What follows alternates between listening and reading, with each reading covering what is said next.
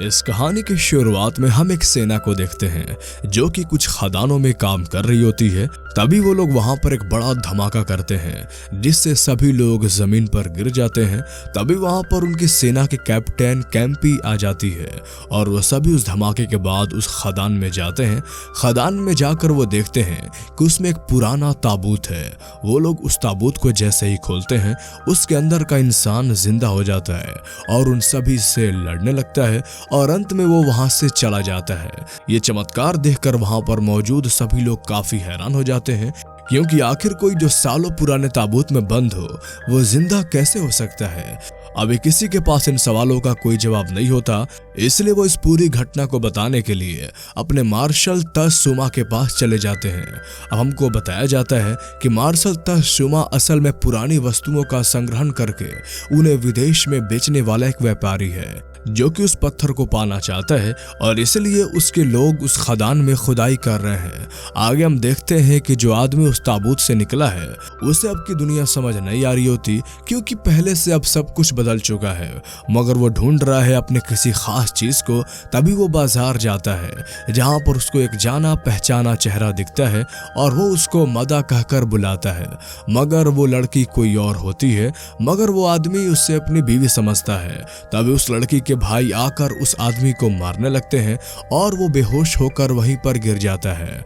और वही हम दूसरी ओर देखते हैं कि जब मार्शल ताशुमा को पता चलता है कि उस खदान में से एक आदमी बाहर आया है, तब उन्हें पुरानी किताब में पढ़ी एक कहानी सच लगने लगती है जिसमें लिखा था कि बहुत समय पहले वहां के राजा ने अपने खास लेफ्टिनेंट जी शान को एक तिलस्मी हीरा लाने की तलाश में भेजा था, मगर वो लोग उस जगह से कभी वापस नहीं आए और ऐसा कहा जाता है कि जी शान का शरीर एक ताबूत में बंद होकर वहीं पर कैद हो गया और बाकी सभी लोग मर गए। यहाँ पर हमको पता चलता है कि असल में जो आदमी उस ताबूत से निकला है जी शान ही है और उसकी पत्नी और उसके बाकी साथी तो पहले ही मर चुके हैं।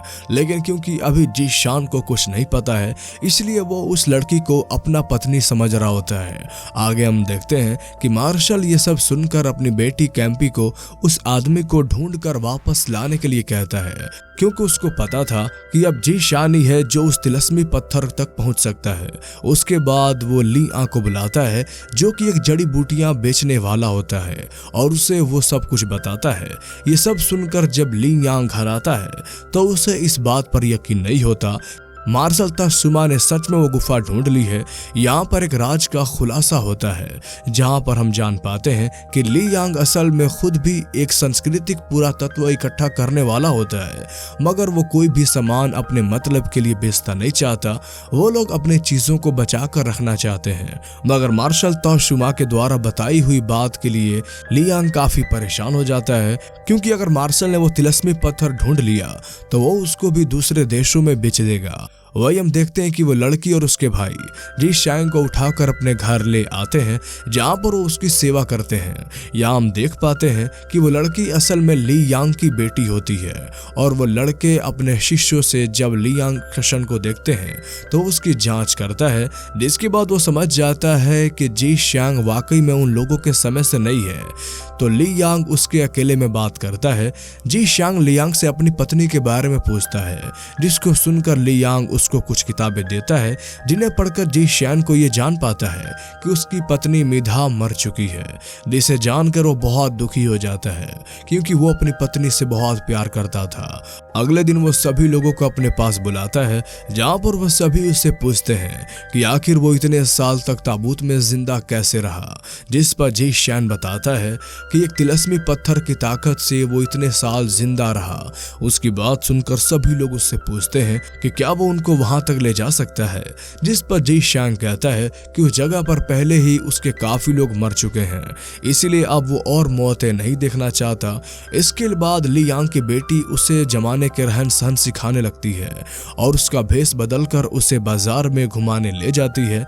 जब वो दोनों घर वापस आ रहे होते हैं तभी वहां पर कैप्टन कैंपी अपने कुछ सिपाहियों को लेकर आती है, जिसके बाद जी शान उनसे लड़ता है और सभी को हरा देता है। अंत में वो कैंपी से भी लड़ता है, मगर कैंपी भी उसके आगे टिक नहीं पाती, जिसके बाद वो लोग वापस लौट जाते हैं। अब क्योंकि जी शैंग ली यांग से काफी मदद ले चुका होता है, इसलिए वो बदले में उसको कुछ देना चाहता है, जिस वजह से अगले दिन सुबह ली यांग और बाकी सभी लोगों को बुलाकर कहता है कि वो उन्हें उस तिलस्मी पत्थर तक ले जाएगा, जिस पर सभी बहुत खुश हो जाते हैं। मगर तभी वहां पर मार्शल तत्सुमा, कैंपी और उनके सिपाही आ जाते हैं। वो लोग भी जी शैन की सारी बातें सुन चुके हैं, इसलिए मार्शल उनको धमकी देता है कि अगर जी शैन उन्हें उस तिलस्मी पत्थर तक ना ले गया तो वो ली यांग और उसके पूरे परिवार को मार देगा। तभी जी शैंग उनको भी साथ ले जाने के लिए तैयार हो जाता है, क्योंकि उसको पता है कि वो लोग उस जगह पर ज्यादा टिक नहीं पाएंगे, क्योंकि जहां पर वो अनोखा पत्थर है वो जगह खतरों से खाली नहीं है। अब सभी लोग निकल जाते हैं एक लंबी यात्रा पर, जहां वो बहुत से पहाड़ों और वादियों को पार करते हैं, जिसके बाद जी शैंग उन्हें बताता है कि वो पत्थर एक ड्रैगन पहाड़ पर है, जिसकी रखवाली असली के 16 ड्रैगन्स करते हैं, और उस जगह का पानी भी ड्रैगन का खून कहा जाता है। ये सभी बातें लोगों को काफी उत्साहित कर रही होती है। अंत में वो पहुंच जाते हैं उस जगह पर जहां उस खदान को होना चाहिए था, जिसके अंदर वो तिलस्मी पत्थर है, वो वहां पर नहीं होती है। उसकी जगह आगे का एक बड़ा सा पहाड़ होता है और कोई भी रास्ता नजर नहीं आता, जिस पर मार्शल तत्सुमा वहां पर बम विस्फोट करवाता है। तभी अचानक जमीन के अंदर एक गड्ढा बन जाता है, जिसके अंदर एक आदमी गिर जाता है, जिसके बाद बाकी के सभी लोग एक एक करके उस गड्ढे में आ जाते हैं। वो गड्ढा असल में उसी गुफा का दरवाजा होता है, जिसको वो ढूंढ रहे हैं। आगे बढ़ने पर उन्हें एक पुराना डरावना खंडर जिसमें बहुत ही डरावनी चीजें होती हैं। तभी मार्शल तत्सुमा एक आदमी वहां पर लगी मूर्ति के अंदर से एक चमत्कारी पत्थर निकालने की कोशिश करता है, मगर तभी वहां पर कुछ प्राचीन सिपाही जिंदा हो जाते हैं जो अमर हैं। वो सिपाही तत्सुमा के बहुत सारे सिपाहियों को मार डालते हैं। अब जी शैन बाहर निकलने का एक रास्ता ढूंढता है और बाकी लोगों को वहां से ले जाता है। अब वो पहुंचते हैं अपने अगले पड़ाव पर, जहां उन सभी को वो चीज दिखाई दे रही होती है जो असल में वो वहां पर नहीं होती। तब जी शैन अपनी समझदारी से उन्हें वहां से बाहर निकालता है, मगर रास्ता पार करते हुए मार्शल तत्सुमा खाई में गिर जाता है, जबकि उधर बचे हुए सभी लोग आगे जाकर आराम करने के लिए रुकते हैं। तब कैंपी जी शैन को भी खाना देती है और उसे बताती है कि वो मार्शल तत्सुमा की असली बेटी नहीं है। उन्होंने बचपन में उसको गोद लिया था, मगर कभी प्यार नहीं किया। दूसरी ओर हम देख पाते हैं और उसके सिपाहियों को जो खाई में गिरे हुए हैं वो अब भी जिंदा है। तत्सुमा अपने खुद के सिपाहियों को अपनी जान बचाने के लिए मार देता है और वापस उन सभी लोगों के पास आ जाता है, जिसको देखकर वो सभी एकदम चिकित रह जाते हैं। तभी वहां पर कुछ कीड़े आ जाते हैं जो बचे हुए सिपाहियों को भी मार देते हैं। उनसे बचने के चक्कर में लियांग का एक शिष्य भी मारा जाता है। भागते हुए वो लोग एक और गुफा में पहुंच जाते हैं जो कि बहुत ही सुंदर होती है। वहां बहुत से हीरे मोती होते हैं, जिसको खुलने पर उसके अंदर से एक सुंदर लड़की निकलती है, जिसके मुंह में एक चमकता हुआ पत्थर था, जिसको तत्सुमा निकाल लेता है। तत्सुमा को लगता है कि वह तिलस्मी पत्थर है और इसीलिए वो उस पत्थर के लिए लियांग को मार देता है और खुद वो पत्थर निगल जाता है। पत्थर को खाते ही वो एक राक्षस बन जाता है, क्योंकि उसका शरीर पत्थर के ऊर्जा को झेल नहीं पाता।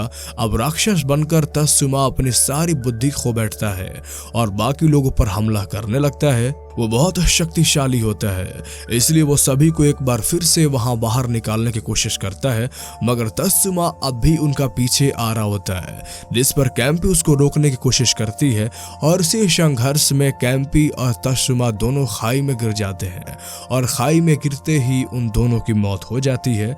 कैंपी के मरने पर जी शैन को बहुत दुख होता है, क्योंकि वो उसको मन ही मन पसंद करने लगा था और एक बार फिर से वो अपनी मोहब्बत को खो चुका था।